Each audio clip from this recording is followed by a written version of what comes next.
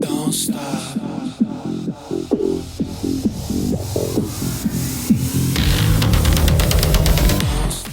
Hi, everybody. Thanks for joining me in the Everything and Anything and a Bit Gay podcast. Today, I have a returning guest. You may remember him where we talked about a couple of things. One, he was a pet psychic, and we talked about his book that he wrote where he knows his current husband's ex-boyfriend. So we went through that whole story, which was quite amazing, and we got a lot of great comments from people about that. So welcome back to the show, welcome back to the show, Rob. Thanks for having me back, Zach. It's good to see you. Good to see you too. So what have you been up to the last 6 months or so since we talked last? Oh, gosh. My latest book came out. It's called The Haunting of Emory Estate. Okay. It's a partnership book with the only paranormal drag queen in the U.S. Wow. That's pretty cool. And what's her name? Yeah, her name is Monique TooSoon, and she is a tech whiz. Tell me the story and how you met and got kind of connected to be able to do this together. Sure. So it was back in 2024 or 2023 that I met her at the Massachusetts Paracon. Okay. And that was down in Plymouth, I think. And she came up to me because she had a dog that passed away and she wanted to get a reading. So I put her on my schedule and did a reading. I think it was the next year. It was 2024. Okay. So we did a reading, and then she has a paranormal. She has a show also on YouTube. So I was a guest on her show to talk about pets, as we did. Okay. And then when I did the reading, she had me back so that she could go through the reading and we could discuss it because she loved it. So she also sponsors paranormal investigations in New England. And one came up pretty much right after the reading that I did. And it was at the Emory Estate in Weymouth, Massachusetts, which is south of Boston. Yep. Have you been to Weymouth, or do you know the Emory Estate? I don't know the Emory Estate. I have been to Weymouth before. I think there could be a hiking park that's near there or something. The reason why we probably went there. It's kind of on the water, isn't it? You can actually see the skyline of Boston. So yes, I'm not sure if there's water there, but I have been there because there's a trail or something where you go up on a higher elevated place and you can see the skyline of Boston. So yes, I have been there, but I haven't been to the Emory Estates. So the Emory Estate, it's located on a 24-acre property. It's called King Oak Hill. This house was built to resemble Mount Vernon in Virginia, George Washington's home. It's really big, and it has like a giant lookout tower on the top in the middle. Okay. And there are 3 floors to it and a basement. So it was built in 1903, and in 1916, the estate was sold to another family. It's called the Emory family. And these people were very wealthy in the wool trade. So all of the land that surrounds this property were full of sheep back in the 1916, and beyond. This family, too, they were also very deeply conservatively religious. Okay. I found out that Billy Graham used to stay there. Mm. So that's religious. That's kind of, yeah. That's how kind of far to the right they were. Yeah. And they used to have, I found out they used to have Bible studies in the basement. So I'll get to that when we get to the investigation. Okay. But there are a lot of things going on in that house. Yeah. And so is the house was it known for having kind of paranormal activities happening or ghost happening? Is that like, what was the history of the house? And did somebody actually die there, or do they come back there? Like, what's the history? Well, there are a number of people that apparently died there of heart attacks and heart-related ailments. Okay. But the ghost that we encountered, one lived there. One died on the property that was not associated with the family. And the third ghost that we encountered was actually attached to a very sentimental piece of furniture that wasn't in the house. It actually came from outside. And when the estate bought the furniture to kind of replicate the the 1900s look, that ghost was still attached to that furniture. So three three ghosts in one place, and a lot of crazy feelings. Have people seen or sensed them before you went there? Is that how you kind of and what? And if they did, obviously, there was some. They had something. So, what did you kind of see whenever you went there, or what were people seeing or hearing or feeling before you were invited in? So I didn't know anything about the estate, which is kind of odd considering I actually grew up in Quincy, which is the town Yeah. next to Weymouth. Yep. So I had no knowledge of it. But Monique TooSoon, my co-author and co-investigator, she learned about it, and there are a number of paranormal encounters there. So she decided, as one of her tour events, to host a public paranormal investigation in this state. And she's amazing because she sets up these different investigations. I'm actually doing an investigation with her at Wilson Castle in Vermont on August 2nd. Have you ever heard of that? No, I don't think I have heard of it. So it's in Proctor, Vermont. Okay. How far is that from kind of the Boston area? I think it's probably 2.5 hours. Okay. Yeah, or a little longer. I mean, it's 2 hours for me, and I'm in. Yeah. I'm near Dover, New Hampshire. So, yeah. Yeah. So that's going to be a crazy thing because it's an actual castle that was built in Vermont, and it's well known for its hauntings. And she's been there many times. But anyway, she does these tours, and she invites members of the public. It's a ticketed event. It can be through the evening, or it can be overnight. So this was a 5-hour investigation, and there were 40 members of the public that signed up for it. The house became known for hauntings after a while, I guess. So Monique is the one that did all the backstory. She did all the research, and she has a connection that did tours, historic tours there. And that's how she found out about it. So there were 3 different paranormal teams. Monique and I and another medium investigator named Alora Huey. She's very talented. We took the second floor. There was another gentleman named Thomas Donahue, who's a very good paranormal investigator. He took the basement. And there are 2 other people, Derek and Candace Fetters. They are also known as the Paraclauses. Okay. Like paranormal Santa Clauses, because they dress up as Mr. and Mrs. Santa Claus. Oh, really? Yes. And they go on, and he's a tech whiz, and she's a medium. And they go on paranormal investigations, sometimes dressed up as Mr. and Mrs. Claus, whenever there are children who are earthbound ghosts that are there. Oh, okay. That makes sense. Yeah, so that makes it more comfortable for them. It turns out there was a child here, a little boy that we connected with. And I think they connected with him once because he mostly stayed on the floor that we were in. Have you ever been on a paranormal investigation? No, I've watched it on TV. I've watched them several times. I think Jack Osborne has a show that I've watched where they go on these kind of ghost hunts or where they kind of do these paranormal investigations. So would you like to go on one? Oh yeah, I would love to. I think it's very interesting. Yeah. I mean, it's just the history of the people, I think would be so interesting just to figure out like who they are and stuff. So it would be, I would love to. Mm-hmm. Do either you or your husband have any sensitivities? So I do with my father. I think I do more than he does. So I have definitely experienced stuff in my life. So you can sense when someone is near you or giving you a sign. Oh yeah, I could definitely sense that. And I've taken medium classes, and I'm currently taking psychic class right now. So yeah, I'm kind of getting into that whole thing where I like it. So I did the medium class for about a year, and now I've been doing this psychic class with the same teacher for I think we've did it for 6 weeks.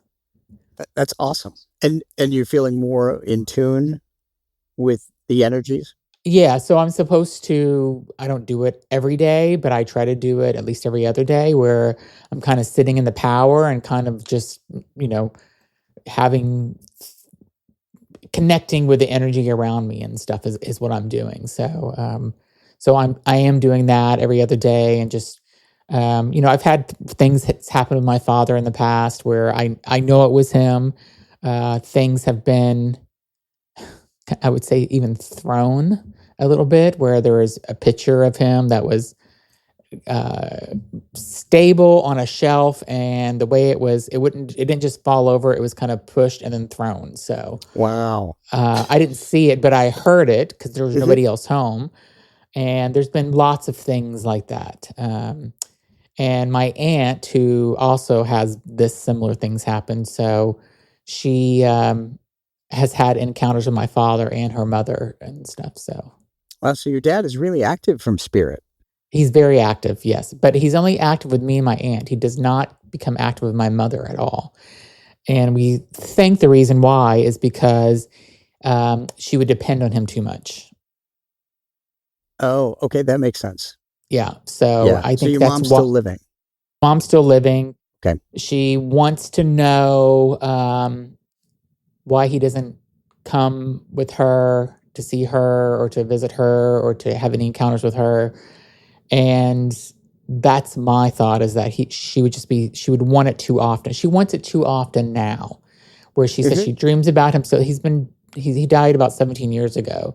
Wow. So she's still kind of like, she's not grieving anymore, I would say, but she still misses him, obviously, and stuff. And, she wants him to come there, but I think I think he does visit her sometimes in her dreams somehow, but he's not giving the signs like I get. So dreams are the easiest way for spirits to communicate, Yeah. and that's probably the safest way, really, for her, because other things may scare her. Yeah. You know, she may be scared if a picture goes flying off off a wall. Yeah. Yeah. Well, Yeah. it was about 3 or 4 months after he died. There was a picture of him in one of my bathrooms. I was living in Miami. There's a picture of him on a shelf in Miami in a bathroom that we never really used. And I heard something fall, and there was a shower curtain in there, and it was thrown so far hard it went through the shower curtain. And Holy I cow. and I walked in there, and I'm like, what happened? Like, what was that? And I was the picture of my father, and it was just kind of got thrown. And so I felt my father, and I know it was him. Mhm. And then there was these like 5 pictures on my desk that I worked at about a week later, and all 5 of those pictures fell forward at the same time. And I did see that. Wow, that takes a lot of energy from spirit to do that. Yeah. Yeah. And he also he's does things with electricity as well, where Mhm. I have a closet that I had when I was living at one of my houses. And I'd go into the closet in the morning, get my clothes out, turn the light out in the closet, go to the bathroom, get ready. And every single morning I'd come back out and the closet light would be back on. Wow. And I just sensed to my father then as well. And there's just been things like that that's always happened. Well, that's pretty comforting, though, to know Yeah. that he's around. Yeah. And it doesn't scare me at all. So it That's just, great. I like it. I like knowing he's kind of looking after me in a way. I don't know if he is looking after Mhm. me, but he's just Yeah. kind of giving me a message. There's been things that's happened in my life where I've kind of talked to him out loud. I feel like I've got a response from him in so many ways where things have worked out. So, Yeah, they can hear you because their energy and sound and thought are energy, so they can yeah, pick up on that. So when my dad passed in 2008, my mom got some signs. He did come into her dreams, but he liked to play with the light in the hallway. That she their bedroom was at the end of the hallway. And sometimes when my mother would leave her bedroom after my dad passed, that light would go on and off by itself and it would flash. And she knew it was him. I mean, she had this gift, but she was afraid to use it. She said, he's creeping me out. So there were times that I would call her and she would pick up her portable phone there yeah, and walk through the house, and I would hear her cussing at my father to stop messing with the electricity. yeah, So, and she had electricians check the light. yeah, So I said, okay, well, he'll stick to your dreams and he'll yeah, come to me. yeah. So, Well, that's really cool. So if you were to go on a paranormal investigation because you're sensitive to your dad, and your dad is in spirit, and that Yeah. means that he's crossed over. Earthbound ghosts are different. They are the ones that chose to stay earthbound at a fixed location that they're aware of or where they died, Hmm. which was the thing that happened with two of these ghosts here in Emory Estate. Um, so you would be able to sense earthbound ghosts because you can sense your dad in spirit. Um, And why do ghosts not go back right away? Or do they so never go back? So ghosts choose to stay behind for a number of reasons, like sometimes when they die accidentally, like the little boy in this particular investigation. They're confused when they awaken as energy with their memories, and they wonder, what am I doing here? And, what happened? And by the time they figure it out, they wait too long and their energy level drops down to a point where they can't open the doorway to the other side anymore. Mm. So they get stuck. Okay. Other reasons why ghosts stay behind, and I think that this is one of the reasons why one of the ghosts in the house stayed behind, is because they're very devout to their religion. Okay. And people who are that way tend to fear crossing over because any infraction that they do would be a sin, for instance, and they would go to a bad place. Now, spirits have told me for 20 years that there is no bad place. It's only peace and light and love and forgiveness. But there are 3 levels on the other side. Okay. There's no raging fires and demons with horns and all that stuff. Yeah. Yeah. So Earthbound Ghost, like the man in the gray suit, that's what I call him. He stayed because he was afraid to cross over, because he was not a nice guy in life. And he proved that he was still not a nice guy in death. As a side note, one of the things that I do when I go on these paranormal investigations is I sketch out the ghosts because I can actually see them in my mind. Mm-hmm. And I used to draw superheroes as a kid. So it comes in handy because usually when I sketch out somebody that I see, somebody else will say, "Oh my gosh, that's exactly who I saw." That's the person haunting my house in various instances of cases I've been on. So the man in the gray suit showed up when we had connected to this little boy. Now, I'm going to show you a picture up here so you can see what he looked like. Okay. He had brown hair and he had a very stern look on his face. And we were in this one particular room communicating with this little boy. And suddenly this guy comes in from the bathroom that is a throughway bathroom to another bedroom. Okay. And he's standing at the doorway and he's staring at me. And he's really ticked off. He's ticked off that you're there? Yes. Okay. And he was ticked off that we were communicating with this little boy. Okay. When we go on these paranormal investigations, and everybody, by the way, all your listeners are invited to come on these. And I encourage it if you have any interest in the paranormal. Just go to Monique's website, Monique TooSoon, TOOSOON. There are different investigations in the New England area, but you have to be respectful of the ghosts because they are people. They're people or animals that passed. And you don't want to tick off an invisible guy, right? Yeah. Do you see him ever, though, or you just sense him? I saw him. Oh. I saw him, and then I sensed him, too. I sensed him around. Does everybody see him that's on the tour? No. It's only people who have this ability that, to connect with people who passed. And we'll be right back. Okay, now back to the show. The other medium there, Laura Huey, she sensed him. She couldn't see him, but she could sense him. She also sensed the little boy that we were connecting with. So one of the important things, too, is that when you go to a place like this, you don't, as an investigator, you don't do any investigating or reading about the history of the place, because that could prejudice you, when you're getting messages from people. So I did not. Like I said, I didn't even know it existed. Yeah, yeah. She said, "Hey," I made a short video before I went in there. I stood in the front of the house, didn't even go in the house.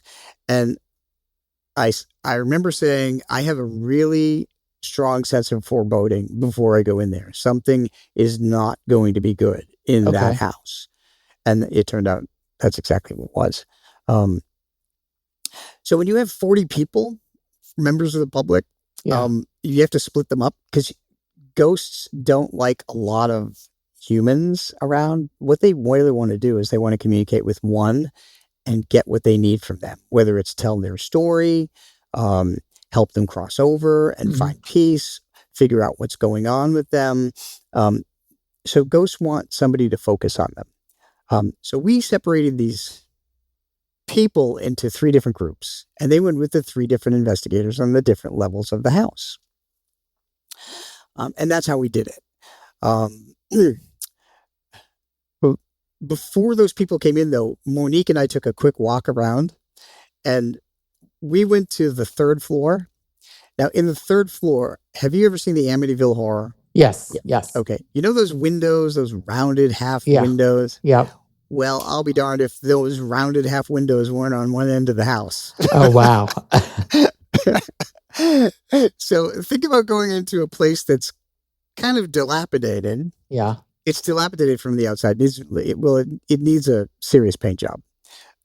It's nice inside. It's not, it's safe to walk around in there, and it's decorated from period stuff.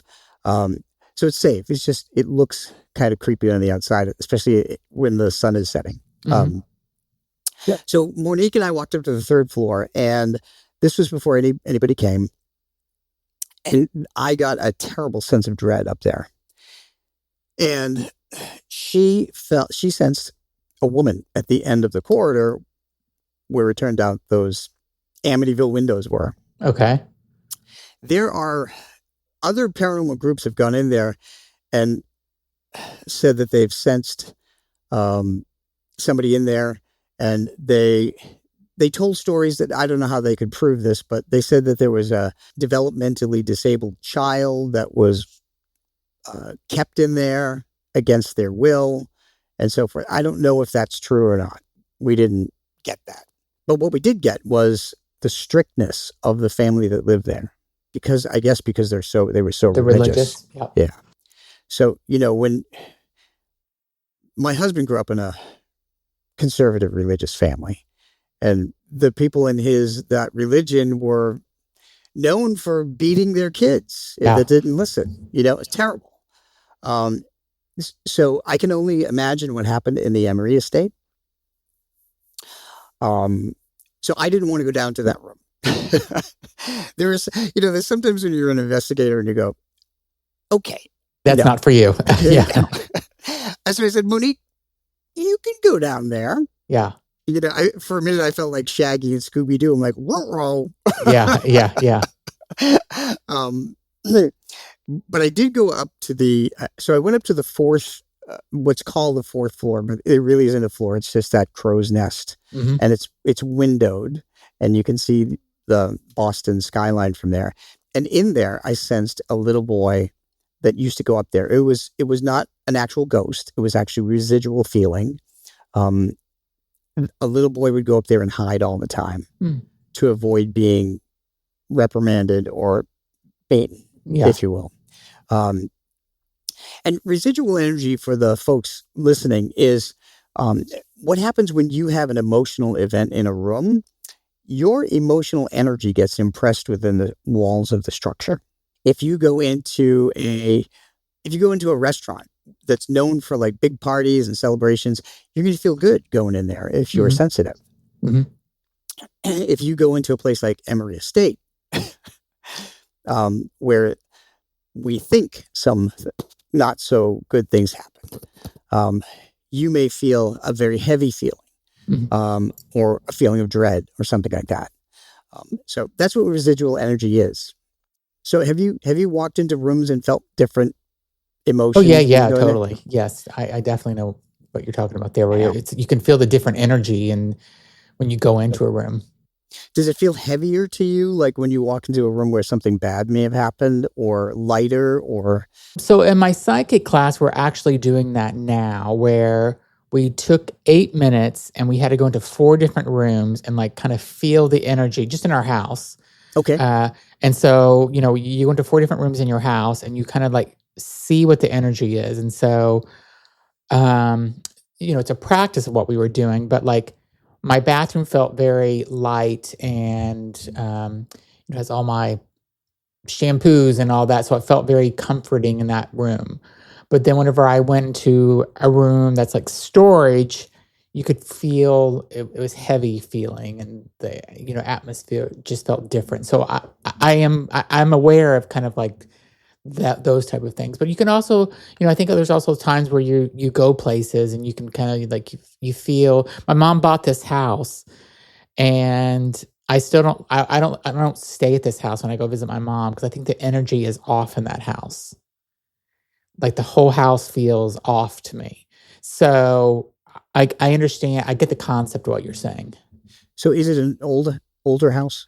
It's not that old. And when she bought it, it had a good energy. I think she just went through so much grief in that house with my father after he died. Mm-hmm. So, and I think that negative energy that she had is just stuck around.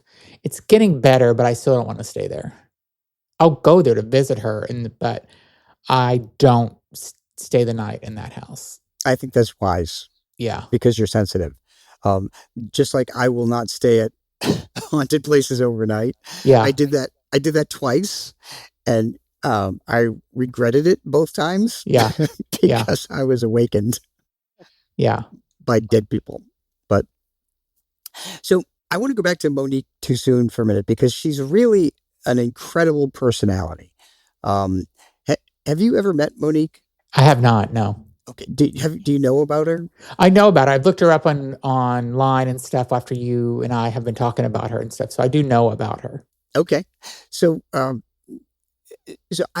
had not known her until she met me at the Paracon in Massachusetts, but she is truly amazing. So in her day job as a boy, she owns her own hair salon in New Hampshire, and she's extremely talented. And she and her husband, they adopted an 8-year-old boy who has some learning challenges, and they are incredibly patient. They are fantastic parents. Awesome. I bring that up because that's one thing that makes Monique more appealing to ghosts who are children. And it was because of Monique that there was also an 8-year-old ghost boy tied to the house. Because of Monique and her affinity for helping children and caring for children, this little boy came through to her. So Monique also, of course, she does drag on the weekends, and she does drag shows. In 2019, she said when the pandemic hit, she couldn't do drag shows, of course, everything was closed. Yeah. So she wanted to make sure that she could bring her art to another venue. And she had been doing paranormal investigating for 15 years. So she decided to do drag on a paranormal investigation. Awesome.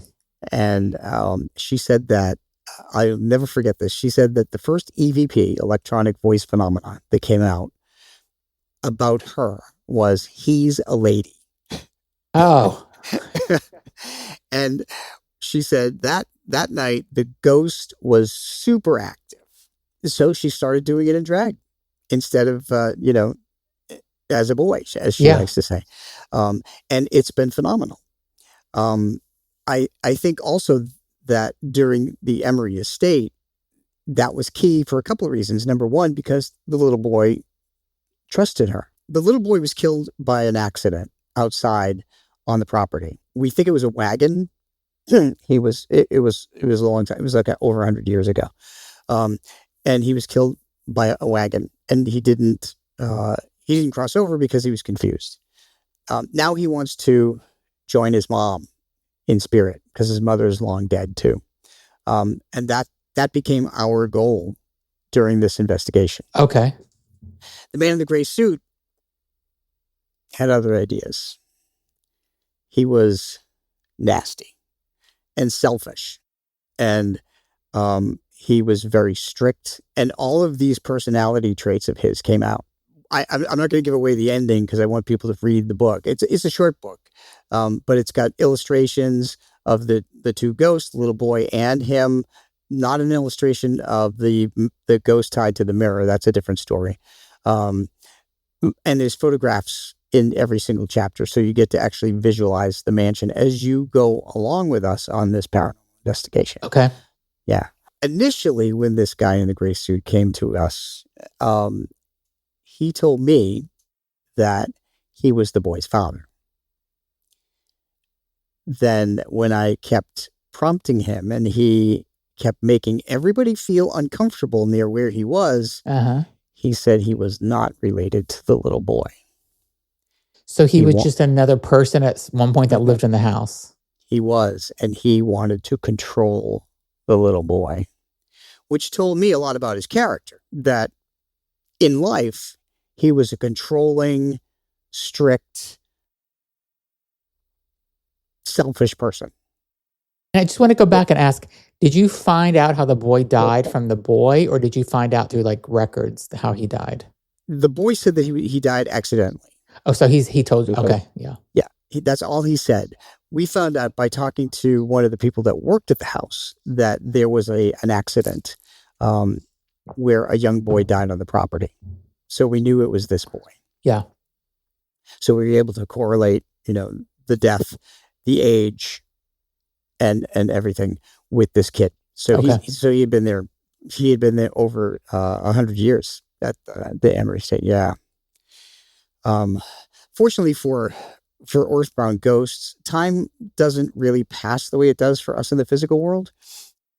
They don't really have a sense of time. Yeah. They know that time passes because they can see people coming in, in and out of the house and watch their clothing and their hairstyles change and all that stuff. So that's how they know that time is passing. Yeah. But otherwise they don't. So the little boy didn't know how long he was there. This other guy, the man in the gray suit, and I do give him a name in the book and I found out his name in the book. He died later. The little boy died first. And one of the other things I want to mention about earthbound ghosts is that if you live in a haunted house and whether the ghost is active or not, it doesn't matter. Mm-hmm. Ghosts are energy, and they also are negative emotional energy. That means fear, anxiety, depression, and anger are the things that fuel them. They also emit it to the living people. So for anybody that has an earthbound ghost in your house, call a paranormal team, have them cross them over, and your relationship will improve. I'm a paranormal therapist. Yeah. But so this guy really physically affected one of the people on the tour. We went in one particular room on the second floor, and there was a young lady that came in. Well, young. I mean, she was like 30. Okay. To me, that's young. It's young to me as well. So okay. So she came in the room, and everybody was sitting. They took a seat while Monique was setting up the equipment, and I was trying to get a sense of who was there. And suddenly, the woman stood up, and she said, "I don't feel good." And she said, "Something's not right, especially in this room." So I asked her, I said, "What are you feeling?" And she said, she takes medication for depression and anxiety. And she said that the medication works. But when she came in this room, it was as if she hadn't taken the medication for months. Wow. She became so depressed. She became so anxious and so nervous. And she said, I don't know what's happening to me. Immediately, Monique and I said, okay, we know that one of the ghosts in this property is adversely affecting you. And it's either innocently or purposely. And we came to find out that it was purposeful. It was purposeful. And you could probably guess which one it was. Yeah, the guy in the gray suit, yes. The guy in the gray suit. So he wanted to make her feel awful. And his negative emotional energy was just pouring over her. So I had a mineral that somebody had given me and told me it was for protection. So I always bring that with me. So I gave it to her. And Monique and I just made a decision right there consciously to move out of that room, go into the other room that we started in, set up the equipment, and then we had the woman sit between myself and the other medium to protect her Okay. from the man in the gray suit. But that was pretty surprising and horrifying that this guy had so much power. Yeah. Did you find out if he wanted to cross over or is he wanted to stay earthbound?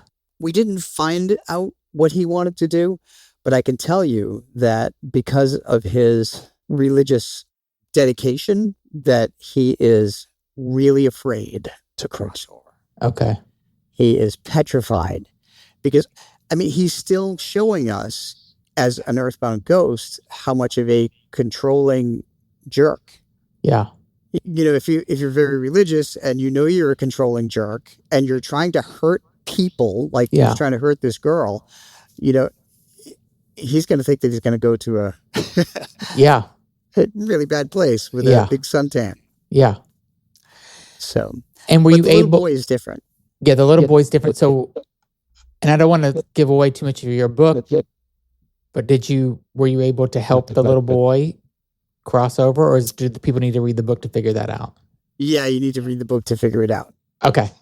Because of, yeah. But I will tell you that the man in the gray suit was very uncooperative. He was hostile. He showed his true colors. Wow. There's another aspect of this investigation too. At one point, we lost communication with the little boy. Couldn't figure out why he wasn't coming through us. And we eventually did. But the team on the third floor said that they were getting readings from a little boy.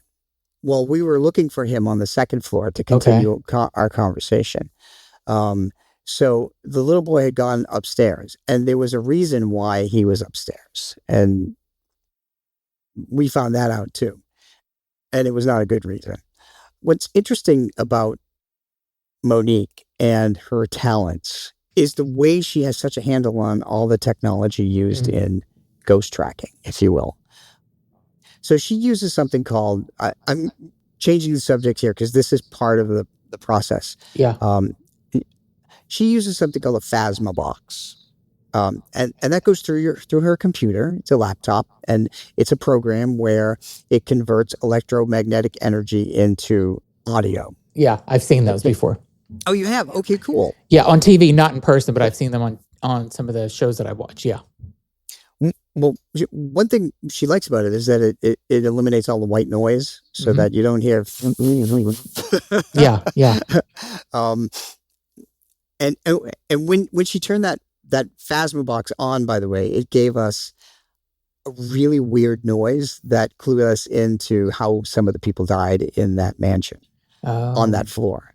So that's also in the book. Okay. But so the phasma box was extremely helpful in terms of this investigation. And at one point, when she was talking to the little boy, she said to the little boy, "Can you just say something to let me know that you're talking to me?" And out of the phasma box came, "Hi, Monique." Oh, wow. And everybody, the 20 people that were in the room, or 15 people were in the room, their jaws dropped. They're like, "What?" How incredible that is. We learned the little boy's age. We learned about his passing. We learned he got stuck there. We learned all kinds of things. One of the other pieces of equipment she uses is they're energy sensitive. They look like a strand of Christmas lights, and they're activated by temperature and motion. So I think more motion than temperature. So whenever the little boy would come into the room, the lights would light up. And we asked the little boy to walk around the room, and the lights lit up. As he walked around. That's pretty cool. And all the people were sitting against the wall, and they're going, "Oh my gosh, this is insane." Yeah. Another thing that she uses, I learned so much about new equipment from Monique. Yeah. She's fascinating. Another thing she uses is a thermal register. Okay. So what that means is it detects heat and cold signatures. And so when she turned it on, it went red, which indicated warmth. And then she put a cold can of Coke behind it, and it turned blue. So it was cold. Ghosts and spirits who crossed over will create cold spots when they take the energy of motion from air molecules. Yeah. And in doing that, they slow them down and they create a column of cold air where they're standing. So when this little boy first appeared, that cold sensor went right off in blue, Wow. deep blue. And as he started walking around, the cold sensor went off and it went to red. And then when he came back, he stood again in the hallway and it went back to blue. So we knew exactly what he had done because we were following him in the room. So again, Monique is amazing with this technology. Yeah. You know, I feel I almost feel dumb on an investigation with her because, you know, I just use my head. I don't have anything electronic. Yeah. And is she a medium as well, or is she just, or she could just kind of feel these energies more? She is sensitive. I think she's a medium. I would classify her as a medium. She's very humble, by the way. And she says, "Oh no, I'm not a medium," you know. And I'm like, "Yeah, you are." Yeah. Yeah. It sounds like she is. I mean, if she can connect like this, so. Yeah. She has so many talents. I am just in total awe of doing investigations with her. One of the other crazy things that happens in the Emory Estate, and it is open for public tours, by the way. So people can go upstairs, downstairs, doesn't matter. You can go to the creepy third floor. You can go to the tower where the kids are hiding. You can go to the second floor where the man in the gray suit and the little boy goes back and forth. You can go to the basement. And I have to tell you, when I went down to the stairs to the basement, I went to go meet Thomas, the other investigator who was leading the groups down in the basement. Okay. Part of the basement is set up like a schoolhouse with desks because they used to teach their Bible school or whatever down there. I got a terrible sense down there. Didn't feel right. It felt very unsettling. And then I heard a child shush another child. So I knew that, you know, children are being reprimanded while they were being taught down there.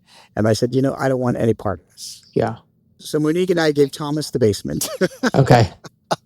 And we gave the Paraclauses the third floor because it was too creepy for Yeah.